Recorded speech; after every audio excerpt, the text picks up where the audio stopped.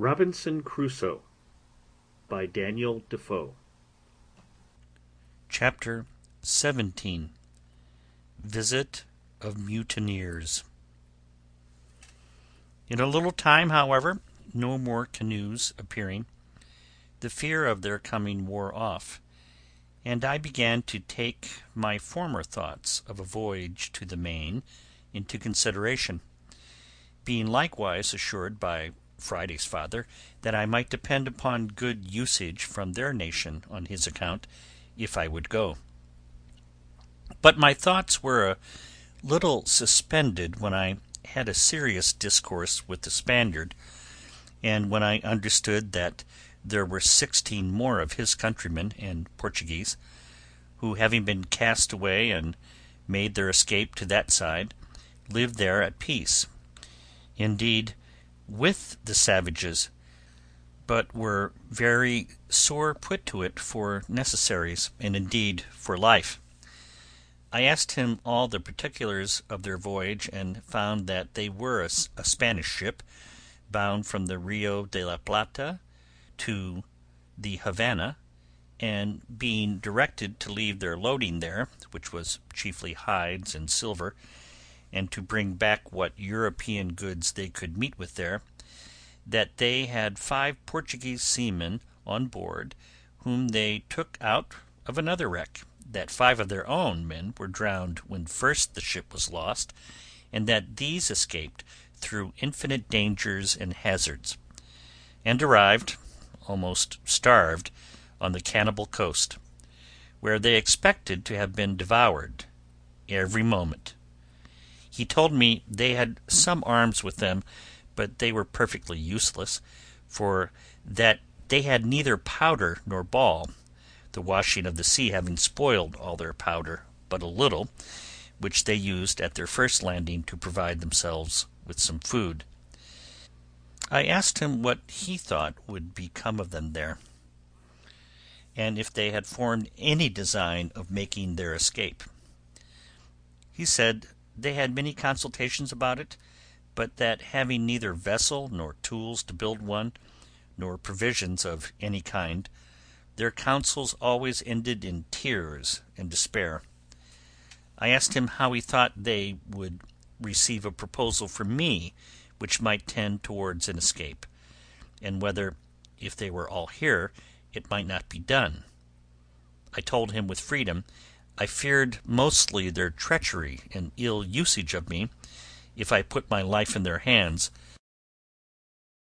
Gratitude was no inherent virtue in the nature of man, nor did men always square their dealings by the obligations they had received so much as they did by the advantages they expected.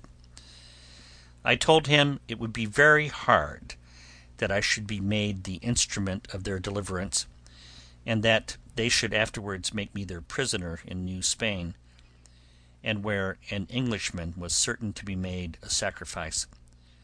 What necessity or what accident soever brought him thither, and that I had rather be delivered up to the savages and be devoured alive than fall into the merciless claws of the priests and be carried into the Inquisition. I added that otherwise I was persuaded, if they were all here, we might with so many hands build a bark large enough to carry us all away, either to the Brazils southward, or to the islands or Spanish coast northward; but that if, in requital, they should, when I had put weapons into their hands, carry me by force among their own people, I might be ill used for my kindness to them, and make my case worse than it was before. He answered, with a great deal of candour and ingenuousness, that their condition was so miserable, and that they were so sensible of it, that he believed they would abhor the thought of using any man unkindly that should contribute to their deliverance, and that, if I pleased, he would go to them with the old man, and discourse with them about it, and return again and bring me their answer, that he would make conditions with them upon their solemn oath, that they should be absolutely under my direction as their commander and captain, and they should swear upon the holy sacraments and gospel to be true to me, and go to such Christian country as I should agree to, and no other, and to be directed wholly and absolutely by my orders till they were landed safely in such country as I intended, and that he would bring a contract from them under their hands for that purpose. Then he told me he would first swear to me himself that he would never stir from me as long as he lived, till I gave him orders, and that he would take my side to the last drop of his blood if there should happen the least breach of faith among his countrymen. He told me they were all of them very civil, honest men, and they were under the greatest distress imaginable, having neither weapons, nor clothes, nor any food, but at the mercy and discretion of the savages, out of all hopes of ever returning to their own country, and that he was sure, if I would undertake their relief, they would live and die by me. Upon these assurances I resolved to venture to relieve them, if possible, and to send the old savage and this Spaniard over to them to treat.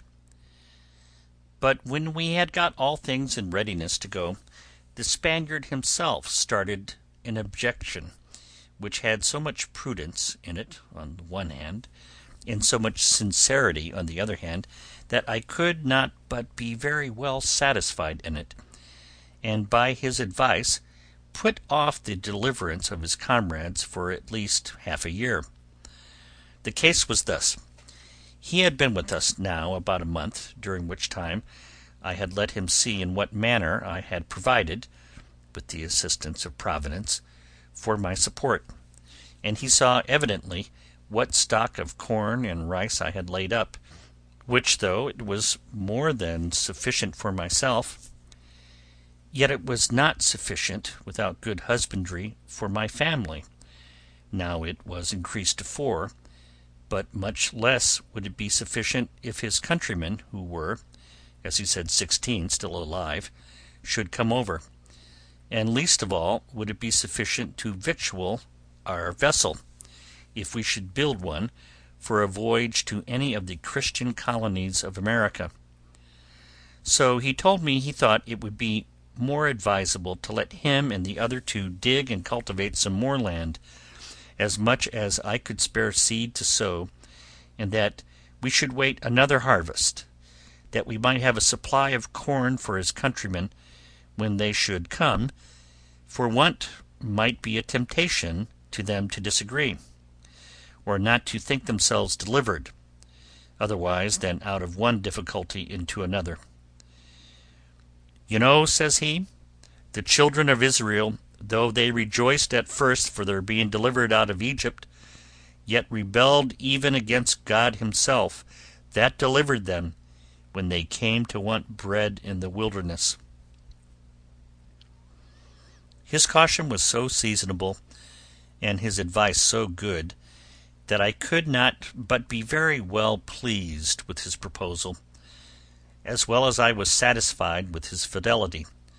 So we fell to digging, all 4 of us, as well as the wooden tools we were furnished with permitted, and in about a month's time, by the end of which it was seed time, we had got as much land cured and trimmed up as we sowed 22 bushels of barley on, and 16 jars of rice, which was, in short, all the seed we had to spare. Indeed, we left ourselves barely sufficient for our own food for the next 6 months that we had to expect our crop. That is to say, reckoning from the time we set our seed aside for sowing, for it is not to be supposed it is 6 months in the ground in that country.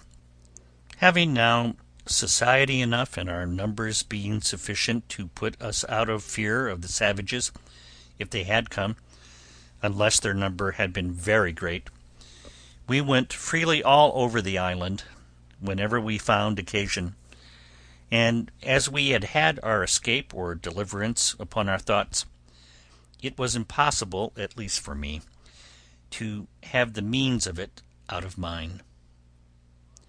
For this purpose I marked out several trees which I thought fit for our work, and I set Friday and his father to cut them down, and then I caused the Spaniard, to whom I imparted my thoughts in that affair, to oversee and direct their work. I showed them with what indefatigable work I had hewed a large tree into single planks, and I caused them to do the like, till they made about a dozen large planks of good oak, near 2 feet broad, 35 feet long, and from 2 inches to 4 inches thick. What prodigious labor it took up any one can imagine. At the same time I contrived to increase my little flock of tame goats as much as I could, and for this purpose I made Friday and the Spaniard go out one day, and myself with Friday the next day, for we took our turns, and by this means we got about 20 young kids to breed up with the rest, for whenever we shot the dam we saved the kids, and added them to our flock.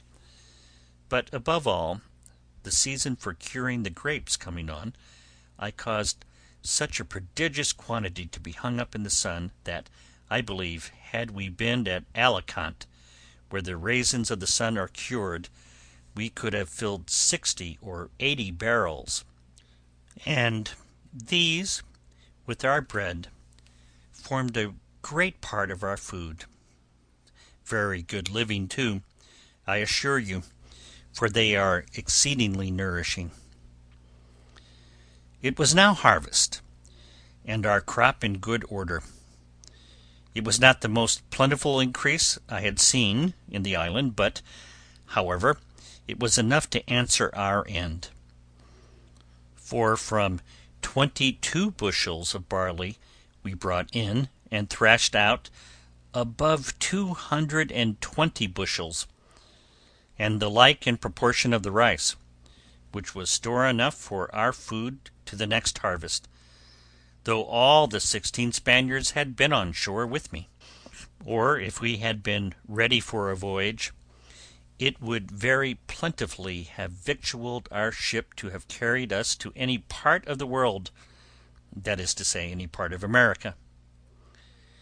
When we had thus housed and secured our magazine of corn, we fell to work to make more wickerware, that is, great baskets, in which we kept it, and the Spaniard was very handy and dexterous at this part, and often blamed me that I did not make some things for defence of this kind of work, but I saw no need of it.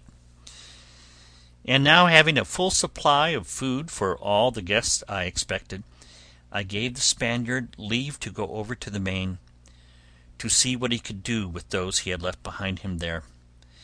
I gave him a strict charge not to bring any man who would not first swear in the presence of himself and the old savage that he would in no way injure, fight with, or attack the person he should find in the island, who was so kind as to send to them in order to their deliverance, but that they would stand by him and defend him against all such attempts, and wherever they went, would be entirely under and subjected to his command, and that this should be put in writing and signed in their hands.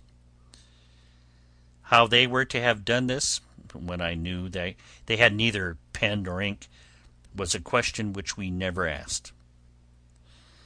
Under these instructions the Spaniard and the old savage, the father of Friday, went away in one of the canoes which they might be said to have come in, or were rather brought in, when they came as prisoners to be devoured by the savages. I gave each of them a musket with a firelock on it, and about 8 charges of powder and ball, charging them to be very good husbands of both, and not to use either of them but upon urgent occasions. This was a cheerful work, being the first measures used by me in view of my deliverance for now 27 years and some days. I gave them provisions of bread and dried grapes, sufficient for themselves for many days, and sufficient for all the Spaniards for about 8 days' time, and wishing them a good voyage, I saw them go, agreeing with them about a signal they should hang out at their return, by which I should know them again when they came back at a distance before they came on shore. They went away with a fair gait on the day before the moon was at full, by my account in the month of October, but as for an exact reckoning of days after I once lost it, I could never recover it again, nor had I kept even the number of years so punctually as to be sure I was right, though, as it proved when I afterwards examined my account, I found I had kept a true reckoning of years. It was no less than 8 days I had waited for them, when a strange and unforeseen accident intervened, of which the like has not, perhaps, been heard of in history. I was fast asleep in my hutch one morning, when my man Friday came running in to me, and called aloud, "Master, master, they are come, they are come!" I jumped up, and regardless of danger I went, as soon as I could get my clothes on, through my little grove, which, by the way, was by this time grown to be a very thick wood. I say, regardless of danger, I went without my arms, which was not my custom to do. But I was surprised when, turning my eyes to the sea, I presently saw a boat at about 1.5 leagues distance, standing in for the shore, with a shoulder of mutton sail, as they call it, and the wind blowing pretty fair to bring them in. Also, I observed, presently, that they did not come from that side which the shore lay on, but from the southernmost end of the island. Upon this I called Friday in, and bade him lie close, for these were not the people we looked for, and that we might not yet know whether they were friends or enemies. In the next place I went in to fetch my perspective glass to see what I could make of them, and having taken the ladder out, I climbed up to the top of the hill, as I used to do when I was apprehensive of anything, and to take my view the plainer without being discovered. I had scarce set my foot upon the hill when my eye plainly discovered a ship lying at anchor, at about 2.5 leagues distance from me, south-southeast, but not above 1.5 leagues from the shore. By my observation it appeared plainly to be an English ship, and the boat appeared to be an English longboat. I cannot express the confusion I was in, though the joy of seeing a ship, and one that I had reason to believe was manned by my own countrymen, and consequently friends, was such as I cannot describe. But yet I had some secret doubts hung about me. I cannot tell from whence they came, bidding me keep upon my guard.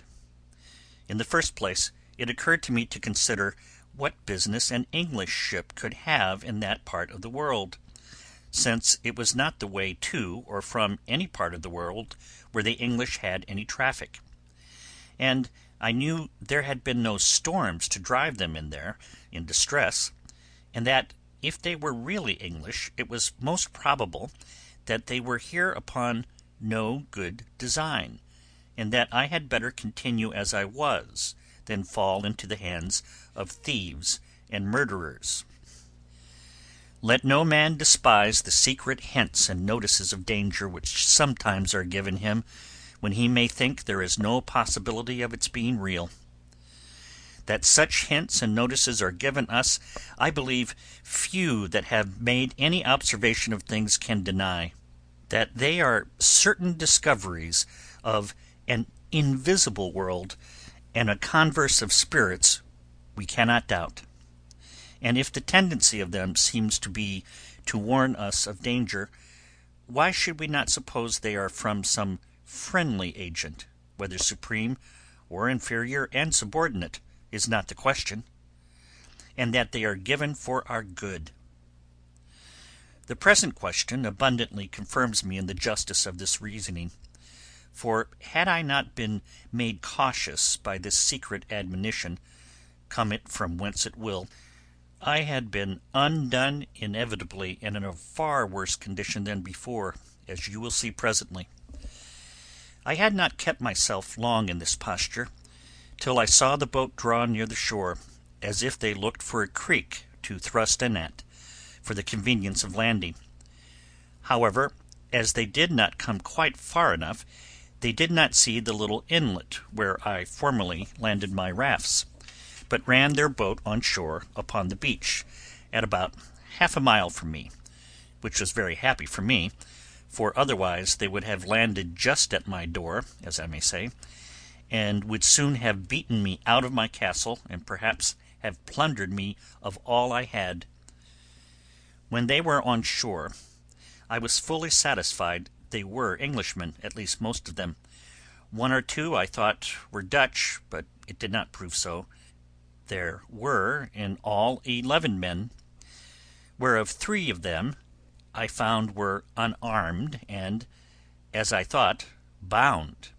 And when the first 4 or 5 of them were jumped on shore, they took those 3 out of the boat as prisoners. One of the 3 I could perceive using the most passionate gestures of entreaty, affliction, and despair, even to a kind of extravagance. The other 2 I could perceive lifted up their hands sometimes, and appeared concerned indeed, but not to such a degree as the first. I was perfectly confounded at the sight, and knew not what the meaning of it should be. Friday called out to me in English, as well as he could, "O master, you see, English mans eat prisoner as well as savage mans." "Why, Friday," says I, "do you think they are going to eat them then?" "Yes," says Friday, "they will eat them." "No, no," says I, "Friday, I am afraid they will murder them indeed, but you may be sure they will not eat them." All this while I had no thought of what the matter really was, but stood trembling with the horror of the sight, expecting every moment when the 3 prisoners should be killed. Nay, once I saw one of the villains lift up his arm with a great cutlass, as the seamen call it, or sword, to strike one of the poor men, and I expected to see him fall every moment, at which all the blood in my body seemed to run chill in my veins. I wished heartily now for the Spaniard and the savage that had gone with him, or that I had any way to have come undiscovered within shot of them, that I might have secured the 3 men, for I saw no firearms they had among them. But it fell out to my mind another way. After I had observed the outrageous usage of the 3 men by the insolent seamen, I observed the fellows run scattering about the island, as if they wanted to see the country. I observed that the other 3 men had liberty to go where they pleased, but they sat down all 3 upon the ground, very pensive, and looked like men in despair. This put me in mind of the first time when I came on shore, and began to look about me, how I gave myself over for lost, how wildly I looked round me, what dreadful apprehensions I had, and how I lodged in the tree all night for fear of being devoured by wild beasts. As I knew nothing that night of the supply I was to receive by the providential driving of the ship nearer the land by the storms and tide, by which I have since been so long nourished and supported, so these 3 poor desolate men knew nothing how certain of deliverance and supply they were, how near it was to them, and how effectually and really they were in a condition of safety, at the same time that they thought themselves lost and their case desperate.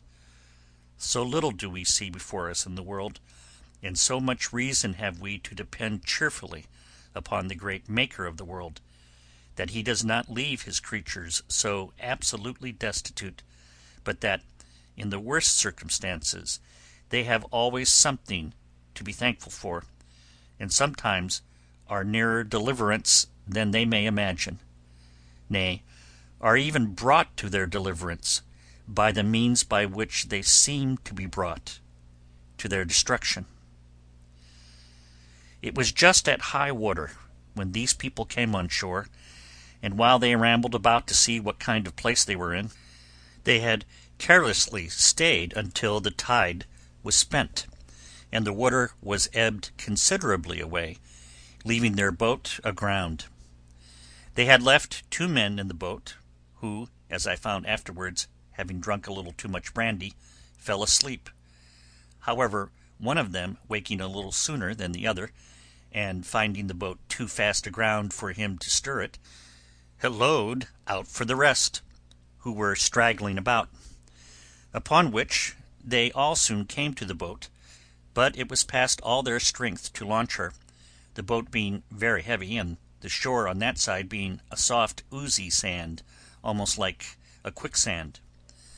In this condition, like true seamen, who are, perhaps, the least of all mankind given to forethought, they gave it over, and away they strolled about the country again, and I heard one of them say aloud to the other, calling them off from the boat, "Why, let her alone, Jack, can't you? She'll float next tide."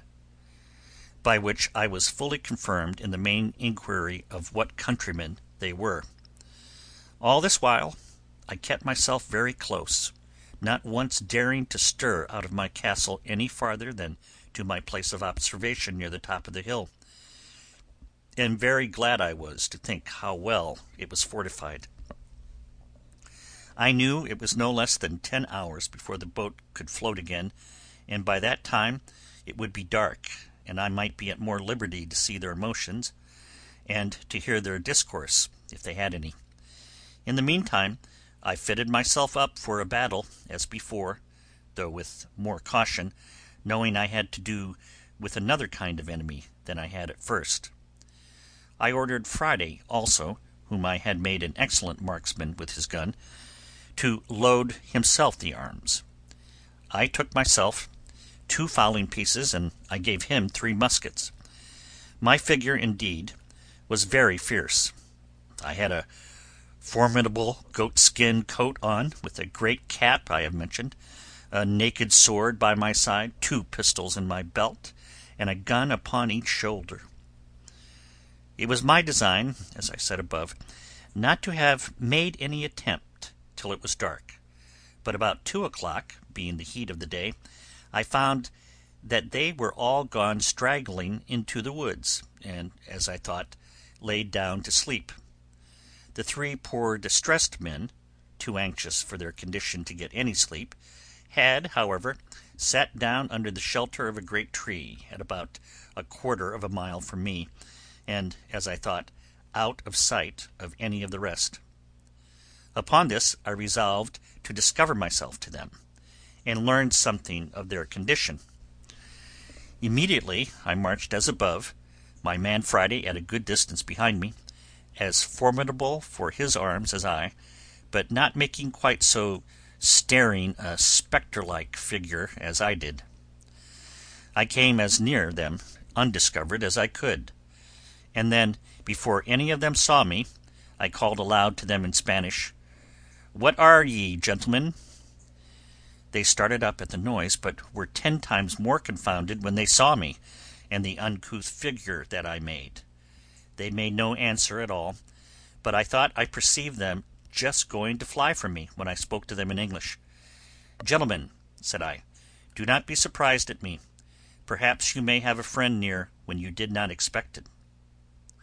"He must be sent directly from heaven, then," said one of them very gravely to me, and pulling off his hat at the same time to me, "for our condition is past the help of man." "All help is from heaven, sir," said I. "But can you put a stranger in the way to help you? For you seem to be in some great distress. I saw you when you landed, and when you seemed to make application to the brutes that came with you, I saw one of them lift up his sword to kill you." The poor man, with tears running down his face and trembling, looked like one astonished, returned, "Am I talking to God or man? Is it a real man or angel? Be in no fear, sir, about that." Said I, "If God had sent an angel to you to relieve you, he would have come better clothed and armed after another manner than you see me. Pray lay aside your fears. I am a man, an Englishman, and disposed to assist you. You see, I have one servant only. We have arms and ammunition. Tell us freely, can we serve you? What is your case?" "Our case, sir," said he, "is too long to tell you while our murderers are so near us. But in short, sir, I was commander of that ship. My men have mutinied against me. They have been hardly prevailed on not to murder me, and at last have set me on shore in this desolate place with these two men with me, one my mate and the other a passenger, where we expected to perish, believing the place to be uninhabited, and know not yet what to think of it." "Where are these brutes, your enemies?" said I. "Do you know where they are gone?" "Why, there they lie, sir," said he, pointing to a thicket of trees. "My heart trembles for fear they have seen us and heard you speak. If they have, they will certainly murder us all." "Have they any firearms?" said I. He answered, "They had only 2 pieces, one of which they left in the boat." "Well then," said I, "leave the rest to me. I see they are all asleep. It is an easy thing to kill them all, but shall we rather take them prisoners?" He told me there were 2 desperate villains among them that it was scarce safe to show any mercy to, but if they were secured, he believed all the rest would return to their duty. I asked him which they were. He told me he could not, at that distance, distinguish them, but he would obey my orders in anything I would direct. "Well," says I, "let us retreat out of their view or hearing, lest they awake, and we will resolve further." So they willingly went back with me till the woods covered us from them. "Look you, sir," said I, "if I venture upon your deliverance, are you willing to make 2 conditions with me?" He anticipated my proposals by telling me that both he and his ship, if recovered, should be wholly directed and commanded by me in everything, and if the ship was not recovered, he would live and die with me in what part of the world soever I would send him. And the 2 other men said the same. "Well," says I, "my conditions are but 2. First, that while you stay in this island with me, you will not pretend to any authority here, and if I put arms in your hands, you will, upon all occasions, give them up to me, and do no prejudice to me or mine upon this island, and in the meantime be governed by my orders. Secondly, that if the ship is or may be recovered, you will carry me and my man to England passage free." He gave me all the assurances that the invention or faith of man could devise, that he would comply with these most reasonable demands, and besides would owe his life to me, and acknowledge it upon all occasions, so long as he lived. "Well then," said I, "here are 3 muskets for you, with powder and ball. Tell me next what you think is proper to be done." He showed all the testimonies of his gratitude that he was able, but offered to be wholly guided by me. I told him I thought it was very hard venturing anything, but the best method I could think of was to fire on them at once as they lay, and if any were not killed at the first volley and offered to submit, we might save them, and so put it wholly upon God's providence to direct the shot. He said, very modestly, that he was loath to kill them if he could help it, but that those 2 were incorrigible villains, and had been the authors of all the mutiny in the ship, and if they escaped, we should be undone still. for they would go on board and bring the whole ship's company and destroy us all. Well then, says I, necessity legitimates my advice, for it is the only way to save our lives. However, seeing him still cautious of shedding blood, I told him they should go themselves, and manage as they found convenient.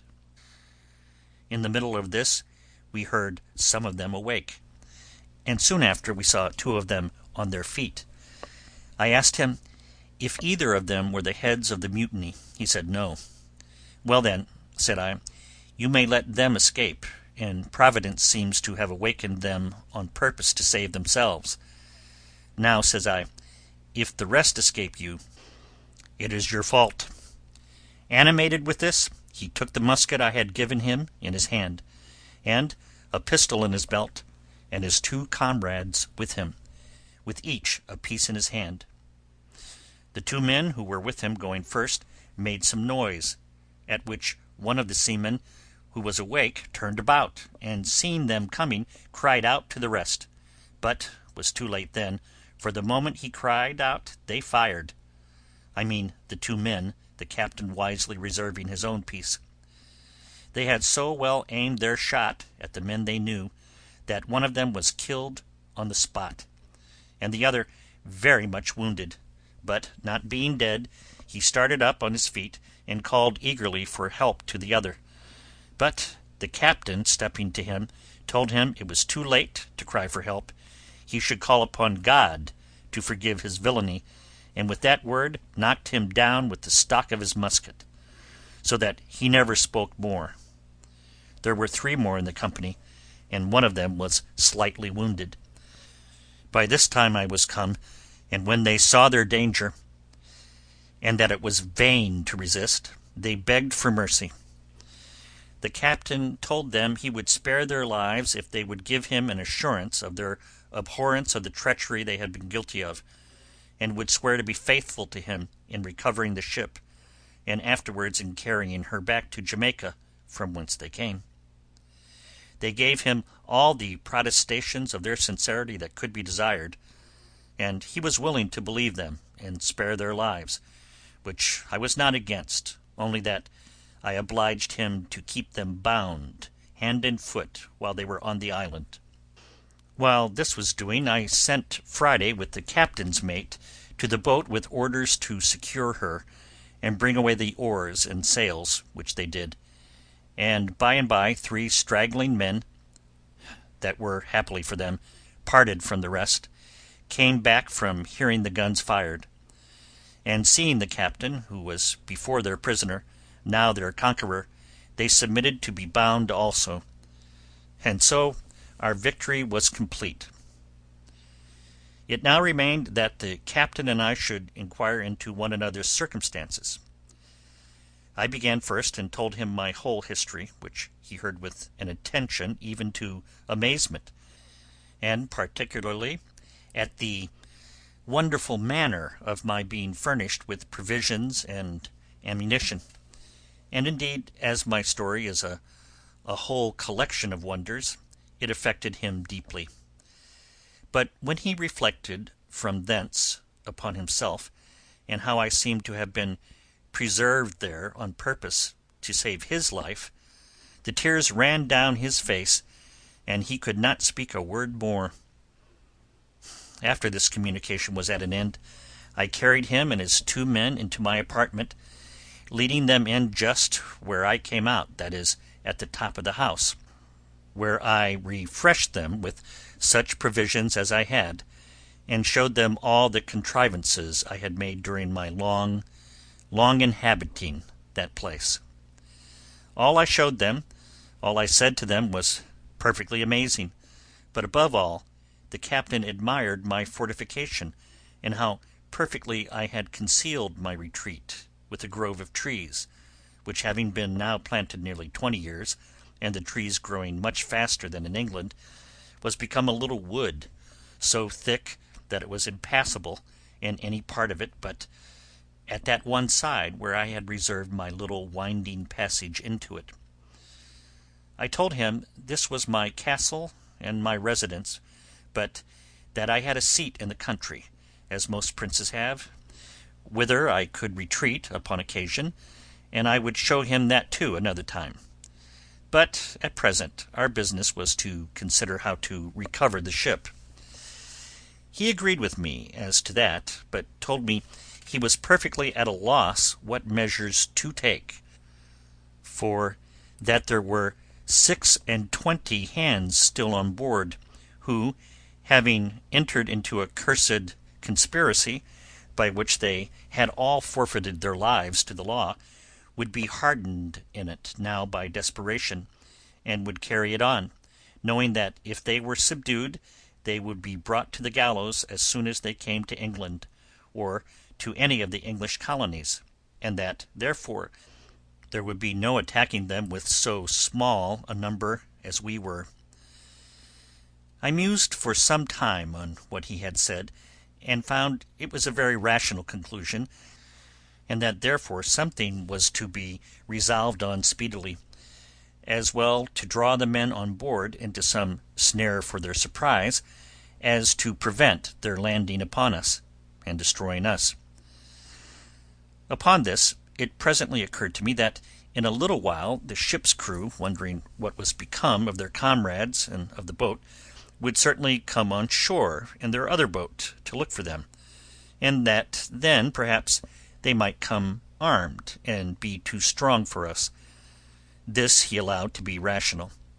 Upon this I told him the first thing we had to do was to stave the boat which lay upon the beach, so that they might not carry her off, and taking everything out of her, leave her so far useless as not to be fit to swim.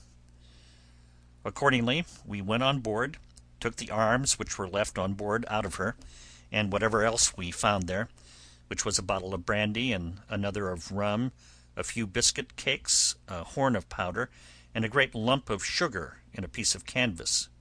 The sugar was 5 or 6 pounds, all which was very welcome to me, especially the brandy and sugar, of which I had had none left for many years. When we had carried all these things on shore, the oars, mast, sail, and rudder of the boat were carried away before, we knocked a great hole in her bottom, that if they had come strong enough to master us, yet they could not carry off the boat. Indeed, it was not much in my thoughts that we should be able to recover the ship, but my view was that if they went away without the boat, I did not much question to make her again fit to carry as to the Leeward Islands, and call upon our friends the Spaniards in my way, for I had them still in my thoughts. End of chapter 17.